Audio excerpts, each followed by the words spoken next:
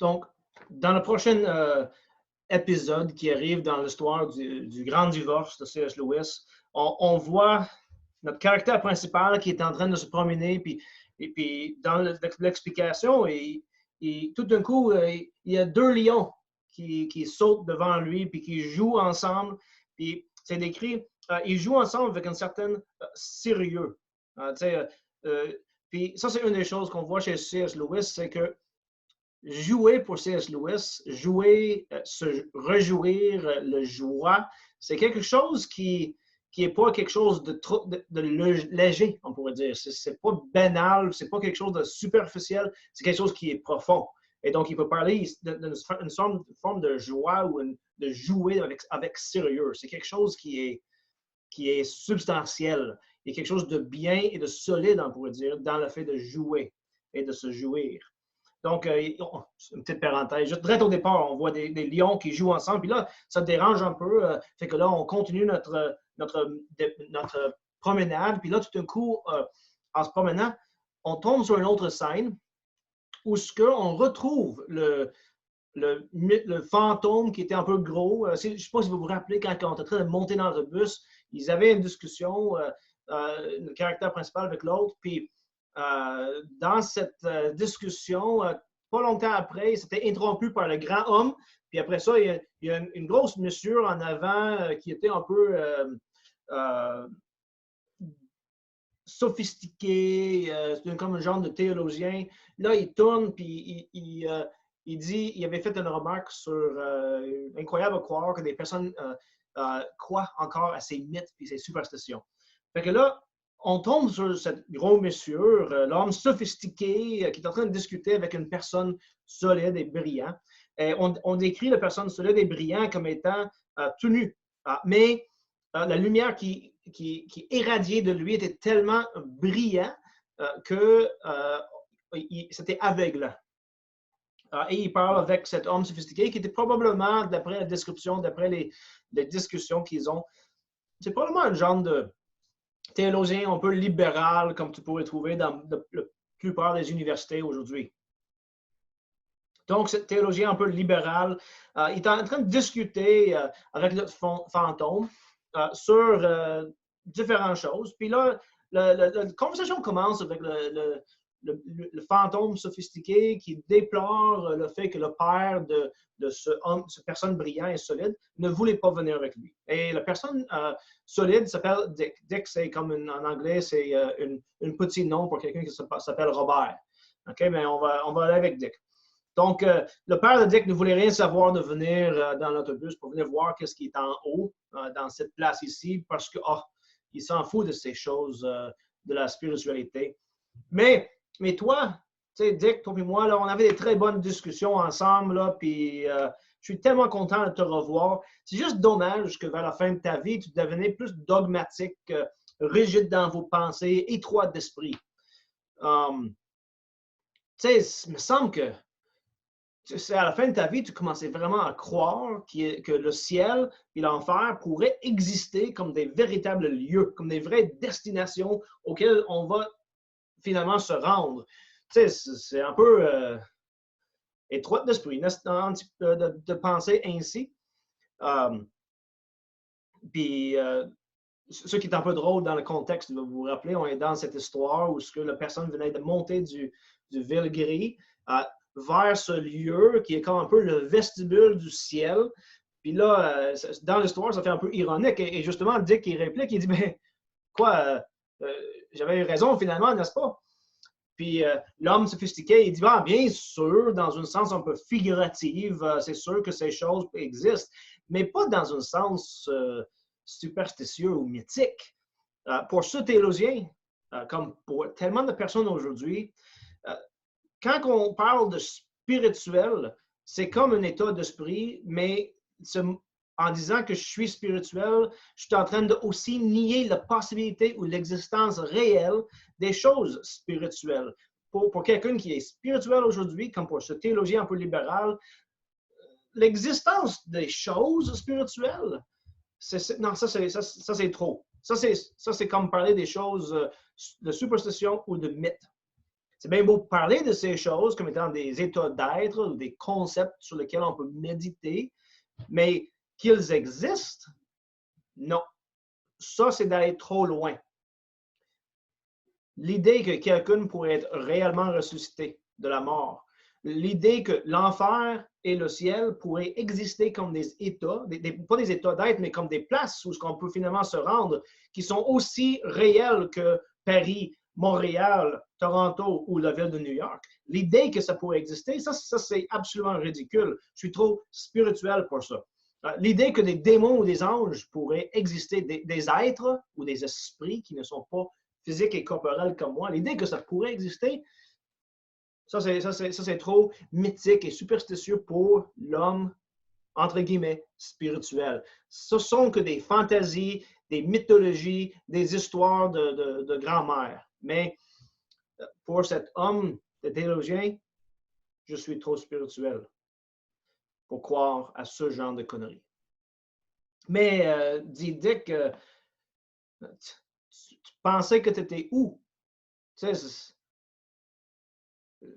la place où tu étais, la ville grise, là, tu pensais que c'était quoi, là? Puis la personne, l'homme sophistiqué réplique, la ville grise. Ah, ben là, c'est le ciel. D'après tout, il y a la promesse constante de l'espérance qui n'est jamais comblée. Tu sais, c'est merveilleux. On n'a jamais ce pourquoi on espère, mais il y a toujours la promesse que ça va arriver. Puis c'est le progrès infini. Ça s'étend éternellement. Il n'y a jamais de fin. C'est clair que le ciel, c'est le ciel. Il faut juste qu'on ouvre nos yeux pour le reconnaître. Puis l'homme sophistiqué dit, ben vous l'appelez quoi? L'enfer? Vient la réponse. L'enfer. On l'appelle l'enfer. Tu sais, là, ça c'est. Wow, calme tes nerfs, là, tu sais, on peut pas. Tu sais, il faut parler quand on parle de l'enfer, il faut quand même avoir un peu de révérence. Puis ça, c'est une petite partie de la discussion qui est drôle un peu. Parce que la réponse était comme, attends, parler de l'enfer avec révérence, es-tu malade? L'enfer avec révérence, ce n'est pas possible.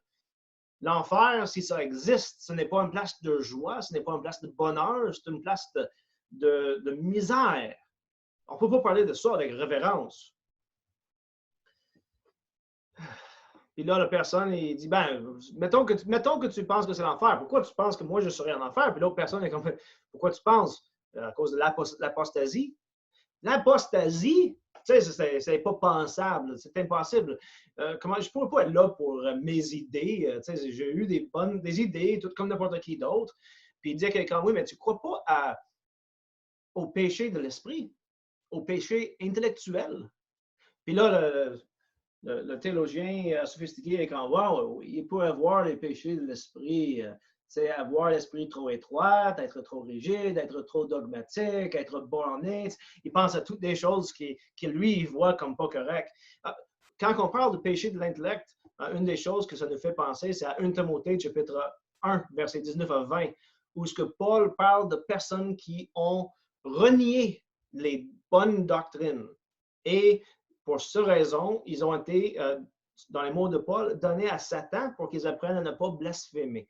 Donc, ils sont donnés à Satan, l'ange déchu, pour qu'il apprenne, ces personnes qui ont enseigné des erreurs, à ne pas enseigner des erreurs. Tu sais, je dis ça dans le plus générique possible, mais c'est que ces personnes aient enseigné des choses qui étaient fausses en rapport avec Jésus-Christ, en rapport avec la doctrine chrétienne, et c'était qu'est-ce qu'on appelle des péchés de l'intellect. On accepte comme vrai des erreurs. Le gros fantôme ne semble pas comprendre. Et il dit l'apostasie. Pourtant, moi, j'ai pris la position héroïque. J'étais comme le héros qui s'en va pour aller dans une direction qui est difficile à faire. Et là, Dick, il réplique, il dit, ça n'a pas rapport. Ça n'a pas rapport. Ça n'était pas héroïque, pas du tout. Quand que des gens commençaient à dire que la résurrection, ce n'était pas possible parce que les miracles ne sont pas possibles, c'est quoi que tu as fait? Tu as commencé à enseigner que la résurrection n'était pas possible. T'sais, on a juste suivi la gang. Tu n'as pas rien fait de plus. Ça, ce n'est pas une position héroïque. On a suivi la position populaire dans l'académie Et qu'est-ce qu'on a gagné pour ça? La popularité. On a vendu plus de livres. On est devenu plus connu. On a simplement suivi une position contemporaine ou moderne au lieu de demander la question, est-ce que c'est vrai? Ce qui fait penser d'ailleurs à un des thèmes que C.S. Lewis soulève souvent, qui s'appelle l'arrogance chronologique. Dans ces termes en anglais, c'est chronological snobbery. C'est l'arrogance de penser que puisque nous sommes aujourd'hui, on connaît mieux que ceux qui viennent avant nous autres. On voit ça même avec des personnes qui sont vivantes, nos jeunes qui ne veulent pas écouter les personnes plus âgées parce que nous, on connaît mieux qu'eux autres.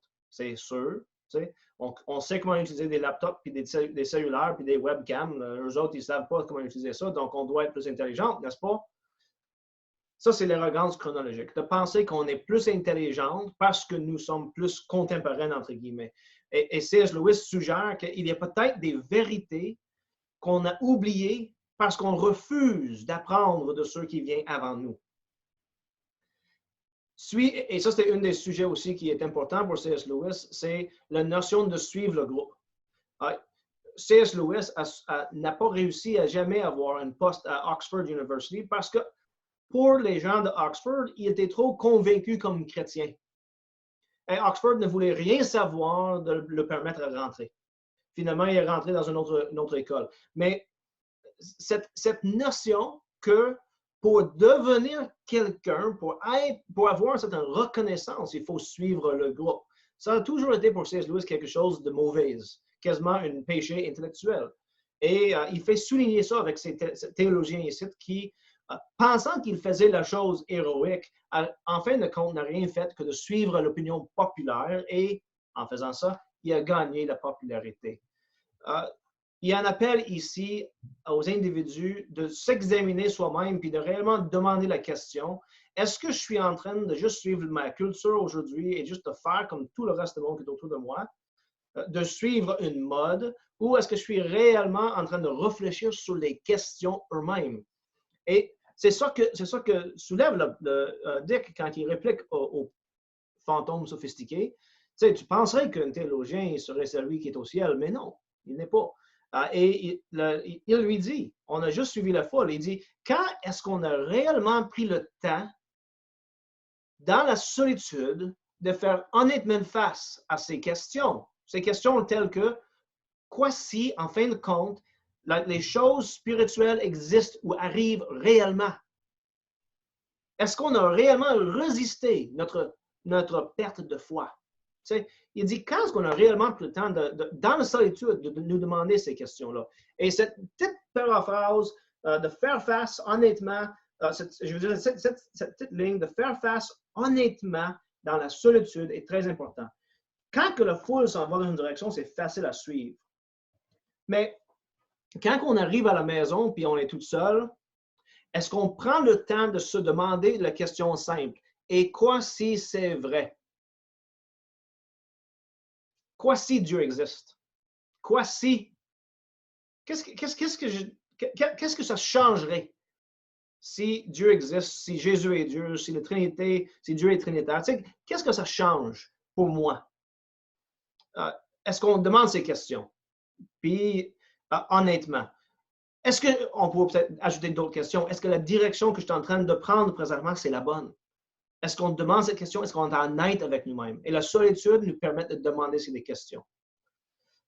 La manière, et ici, dans cette discussion, C.S. Lewis va soulever la manière dont on arrive souvent à ces croyances qui, on va les décrire comme étant spirituelles ou nuancées ou sophistiquées. Mais il dit, on arrive à ces conclusions souvent de la même manière que personne jaloux finit par croire les rumeurs qui circulent concernant son meilleur ami. On commence à parler contre son meilleur ami, puis au départ, il ne croit aucune de ces choses, mais après un peu de temps, ça commence à gagner une forteresse dans son intellect et ça commence à prendre place. Puis finalement, celui qui pensait toujours fiable à son meilleur ami finit par accepter les mensonges qu'on dit à son égard. Ou c'est comme l'alcoolique qui réussit à arriver à croire que le prochain verre ne lui ferait pas aucun mal. On arrive d'un certain sens comme ça à des croyances qui, si on est honnête, ne sont que des croyances qui suivent la position populaire. Peut-être qu'on les habille pour qu'ils soient beaux, peut-être qu'on met des décorations dessus différentes, mais en fin de compte, on n'est pas en train de prendre une position sur la question est-ce que c'est vrai ou faux. On est littéralement juste en train d'accepter la même opinion que tout le reste des gens. On a accepté ce que nos professeurs nous ont enseigné à l'école secondaire ou à l'université. On a accepté ces enseignements sans avoir pris la peine de demander la question, oui, mais est-ce qu'il dit vrai? Et peut-être parce que c'est parce qu'on voulait, en fin de compte. Il a dit, et je trouve ça intéressant, parce que l'homme sophistiqué, le fantôme sophistiqué réplique, oui, mais j'étais sincère, ça compte-tu pour quelque chose? Puis la réplique est ceci. Ces croyances sont sincères dans le sens qu'elles arrivent réellement dans mon esprit.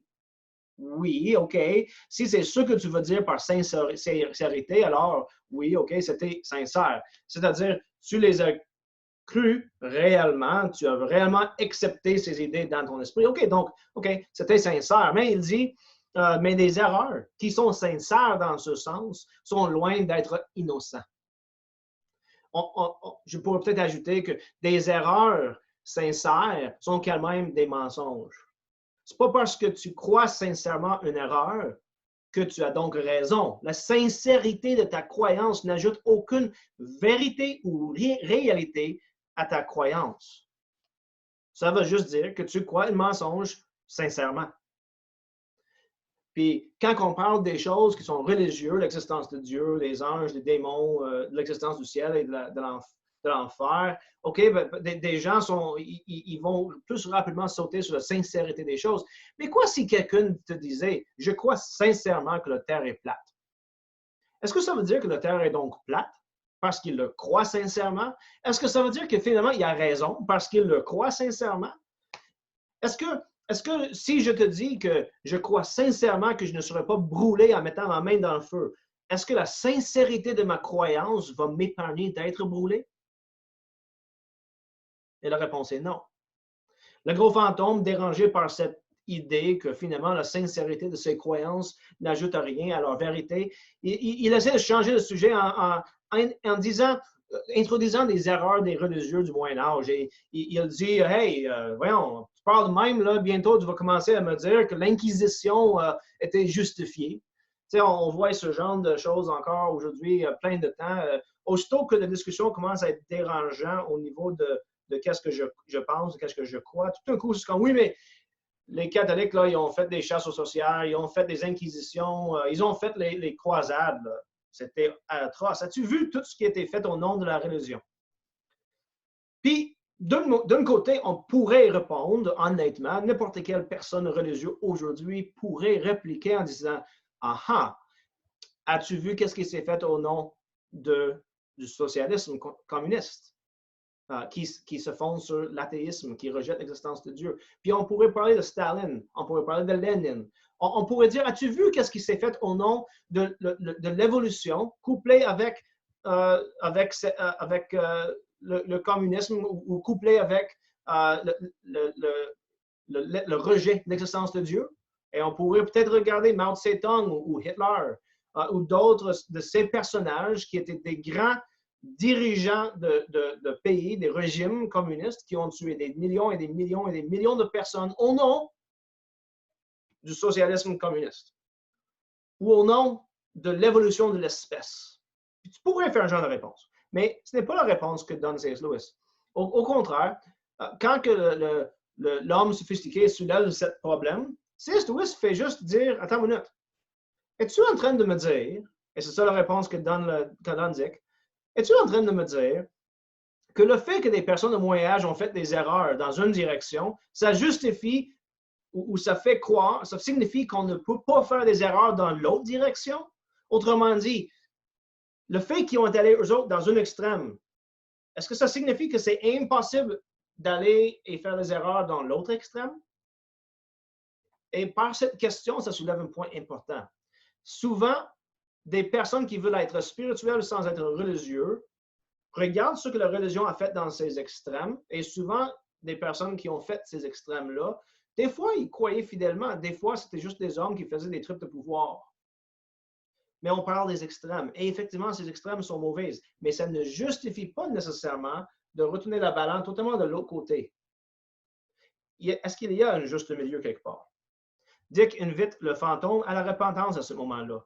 Et il dit, je t'ai parlé de notre passé, des différentes idées qu'on avait, pas pour qu'on retourne dedans, mais pour t'inviter à le laisser en arrière pour que tu recommences à nouveau. Laisse tomber ton passé et recommence à nouveau. Mais pour le fantôme, ça, c'est juste une autre discussion d'opinion. Dick, encore, il invite, faites-moi confiance. Regarde, si tu ne fais pas confiance à la religion, si tu fais, ou aux différents théologiens, ou rien de ça, ben faites-moi confiance. Je t'invite, viens voir. Il dit, la réalité est dure sur les pieds des ombres. Ce qui est un point que je trouve très intéressant, c'est que la réalité est plus substantielle que nos faibles pensées de ce que la réalité. Le fantôme est quasiment prêt, mais attends une minute. Avant que je vienne avec toi, peux-tu me garantir que mes talents vont être utilisés là-bas? Que j'aurai l'espace pour la réflexion libre? Je veux avoir la liberté des pensées. Ça, peux-tu me le garantir? La réponse te dit que c'est non. Non, pas du tout. Au contraire, tu n'es pas utile. Le ciel, Dieu, n'a pas besoin de toi. Donc, laisse tomber ton désir d'être utile quelque part. Dieu n'a pas besoin de toi. Le ciel n'a pas besoin de toi. Il dit, en plus de ça, il n'y a aucun espace pour tes talents. Il ne serait pas utile là-bas, mais là-bas, tu vas trouver le pardon pour comment tu as gaspillé, comment que tu as corrompu et mal utilisé et abusé vos talents. Et il dit, il n'y a aucun lieu de questionnement. Je ne t'amène pas à une place où il y a des questions, mais plutôt des réponses. Et il dit, tu vas voir la face de Dieu. Ici, c'est pour dire que tu vas finalement trouver le repos de ton âme qui te donne la réponse à toutes vos questions. Il n'y a plus de questions quand que tu as trouvé ce qui est le vrai, le beau, le bon, être pur. Encore, le gros homme spirituel insiste, non, mais là, regarde, tu me connais, là, il n'y a pas de destination finale. Le voyage est ce qui compte, non la destination. Le questionnement, c'est éternel, pas la réponse. Il n'y a pas de réponse. C'est juste un voyage éternel. Puis Dick répond, si c'est vrai, ce que tu dis, et on savait que c'était vrai, comment est-ce qu'on pourrait avoir de l'espoir dans le voyagement? L'idée ici, c'est que si c'est vrai qu'il n'y a pas de destination finale, si tout ce qui compte, c'est le voyage, alors pourquoi est-ce qu'on partirait sur le voyage? Puis on peut penser à ça vraiment pratique. On part de chez nous, on est tous pris présentement chez nous. Et on a tellement envie de sortir dehors. Mais s'il n'y a pas de dehors, s'il n'y a pas de plage avec le soleil, si on ne peut pas sortir pour aller prendre une bière au pub ou au bar, pourquoi sortir de chez soi? C'est justement la destination qui nous fait bouger. C'est cette finalité, c'est ce joie au bout de le voyage qu'on cherche qui nous fait bouger au départ. Mais si ce qui nous attend n'est rien d'autre que l'espérance de peut-être quelque chose, mais qui n'aura jamais ce dont on espoir, le voyage, on ne peut pas parler d'un voyage avec l'espérance. Au contraire, l'espoir de la voyage, c'est de finalement arriver à notre destination, de trouver ce joie, ce repos, ce bonheur, ce plaisir. Le voyagement éternel sans fin, sans repos, n'a pas non plus d'espoir. Tout désir pour le vrai, le beau, le bon est mort chez cet homme. Pour lui, il s'en fout maintenant de la destination. Tout ce qui compte pour lui, c'est un genre de questionnement sans fin.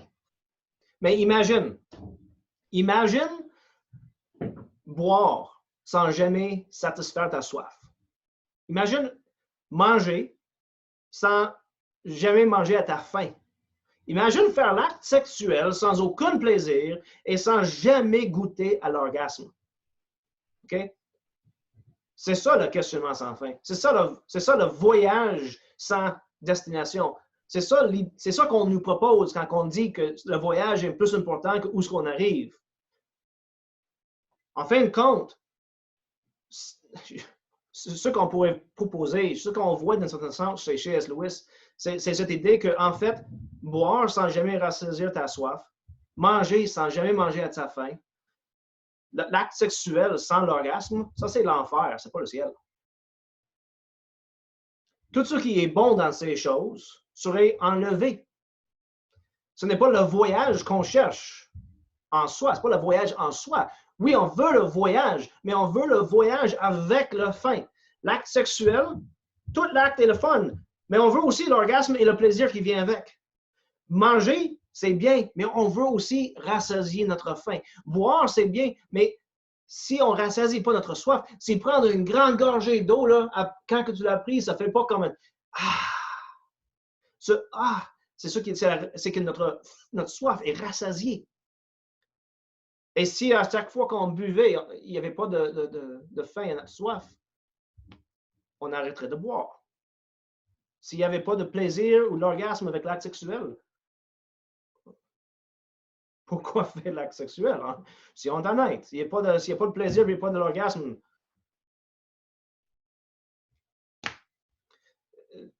Robert, il dit, tu penses ainsi, c'est-à-dire que c'est le voyage qui est important et non la destination, parce que tu n'as jamais goûté à la vérité autrement que comme une chose abstraite de l'intellect. Il dit, je t'amènerai là où tu vas goûter la vérité comme tu goûtes le miel. Et la vérité, elle va t'embrasser. Tu vas être embrassé par elle comme une femme est embrassée par son époux. Ta soif va être rassasiée. L'enfer nous donne des goûts sans jamais les rassasier. Le goût sans le plaisir. Le ciel, pour C.S. Lewis, la présence de Dieu, c'est ce qu'on cherche. C'est là que nos désirs sont tous rassasiés en lui. Le fantôme insiste. Mais est-ce que je vais être libre d'esprit? Et tu vois dans les réponses de Dieu qu'il commence à être un peu exaspéré. C'est comme, oui, mais tu désires rien. Puis il dit, tu vas être aussi libre qu'un homme est libre à boire lorsqu'il t'entraîne de boire. Dick insiste, quand tu étais jeune, tu demandais des questions parce que tu cherchais des réponses, puis quand tu trouvais des réponses, tu étais heureux. Et il dit, deviens cet enfant encore, maintenant, là, deviens cet enfant qui trouve la joie dans des réponses, c'est pas juste dans une espèce de voyage sans fin. Il y a un appel ici de retourner à la joie qu'on trouve dans les enfants lorsqu'ils découvrent la vérité, la beauté, la bonté. La joie d'un enfant qui est capable de se jouir des choses simples. Mais il y a aussi une petite à côté qui pointe vers les paroles de Jésus qui dit que pour rentrer dans le royaume de Dieu, tu dois devenir comme un enfant. Le simple foi, la simple joie dans des petites choses.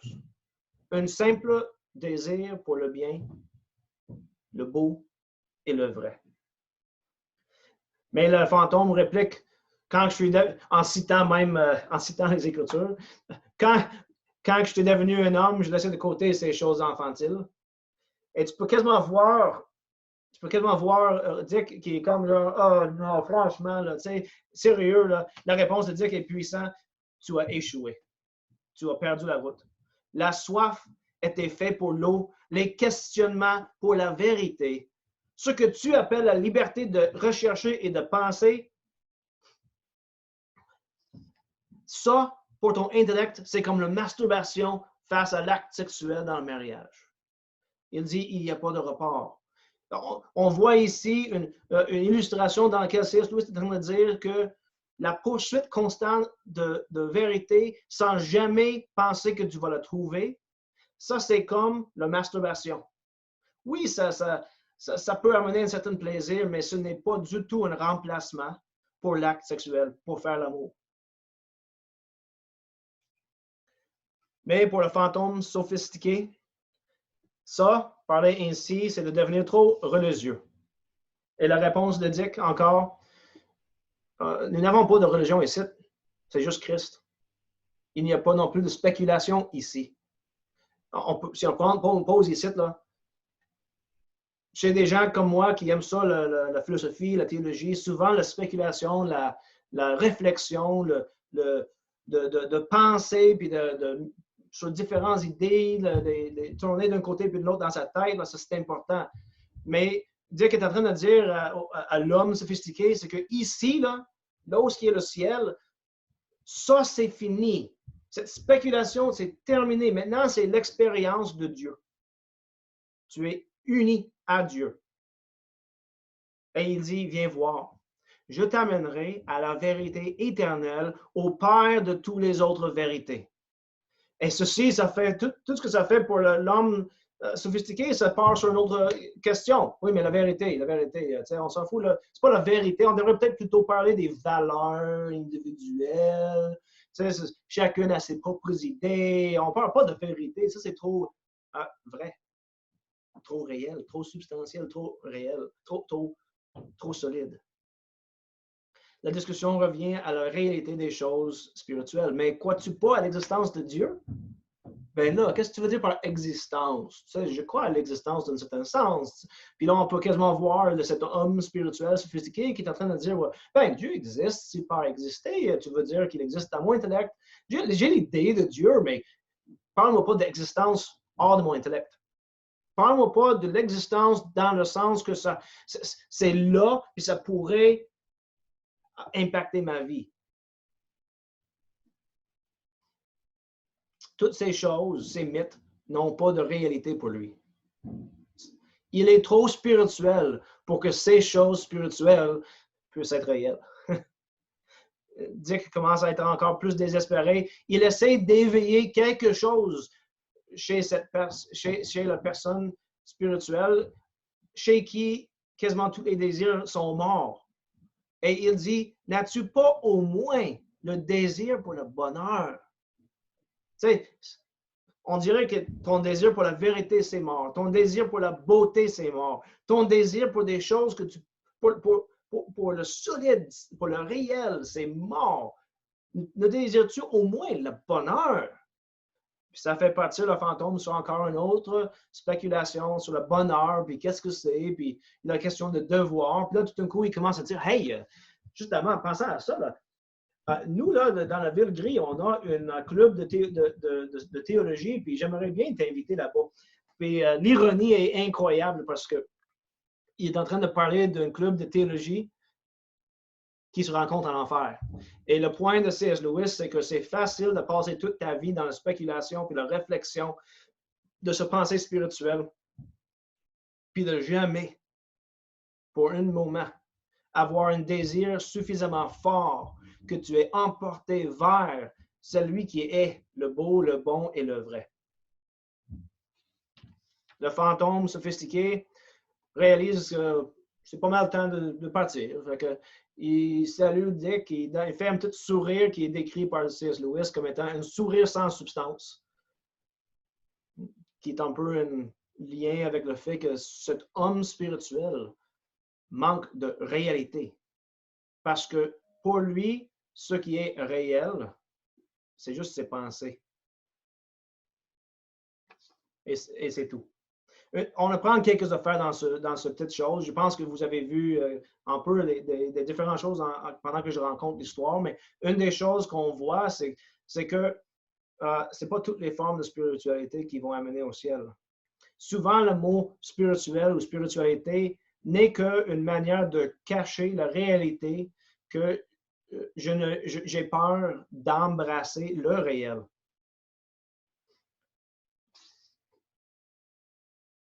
Finalement, pour cette théologien libéral, tous ces concepts, c'est juste des concepts. Il ne croit à rien. Il n'a pas de croyance. Et toutes les croyances sont aussi bien l'une que l'autre. Finalement, ce n'est rien qu'un concept. Dick voulait le faire réaliser que ces choses étaient réelles, plus réelles et tangibles et substantielles, plus solides que ses idées, que lui-même. Finalement, cet homme sophistiqué n'est qu'un fantôme. Et ce que lui voyait comme des concepts, c'est ce qui est réel.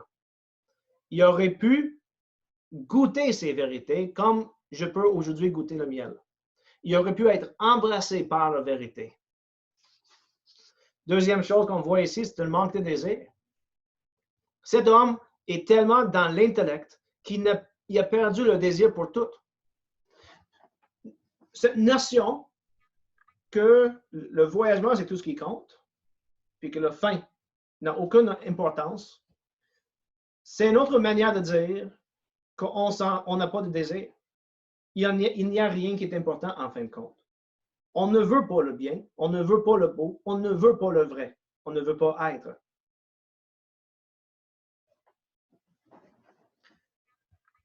Une des choses que C.S. Lewis répète souvent, c'est que le problème avec nos désirs terrestres ne sont pas qu'ils sont trop forts pour le ciel, mais qu'ils sont trop faibles pour le ciel. Si nos désirs étaient suffisamment forts, on chercherait le ciel. En fin de compte, c'est l'absence du désir qui tue. C'est la faiblesse de nos désirs qui nous tue, non la présence. Et cet homme sophistiqué, théologien, spirituel, il retourne à l'enfer.